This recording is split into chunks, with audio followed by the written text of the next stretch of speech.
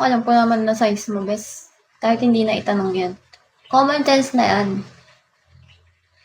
Tawag yan, common sense na ano. Diba? Bago ka lang ba dyan sa PRO, ano?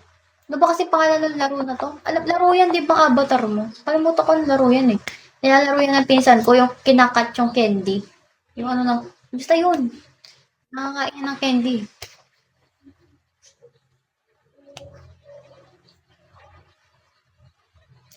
Bali-bali, sira ipon nito. Eto, story sa property. Second account ko to, it was supposed to be my dummy, pero naging main ko. Okay. Tapos, buy muna, bilis na. Hala, nag-chat si Chucky after 100 years, gagi. Oh my God. Mag-chat ka kung aalis ka na, Chucky. Okay, ingat, Chucky. Snack well.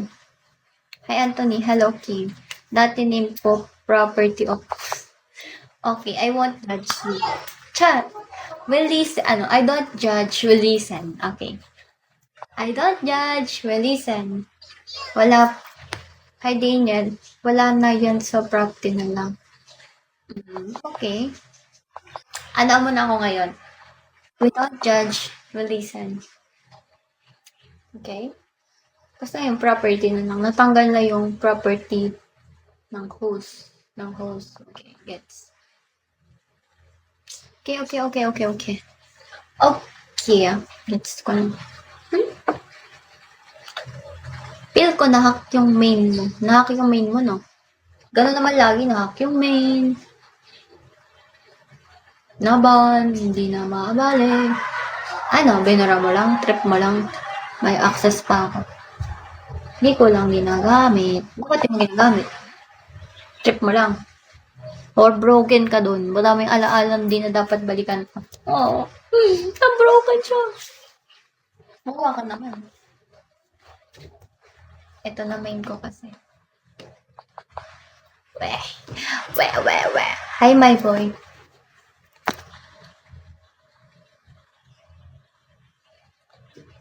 Siyempre, may reason ka kung bakit yun yung ginawa mo main. Bakit hindi mo na ginagamit yung una mo? Diba? There is always a reason behind of everything. Oo. Niniwala ako doon. May reason kung bakit ka umihinga kasi buhay ka pa. May reason kung bakit may kamay ka para gamitin mo. Una ko had may peaks and rending ko.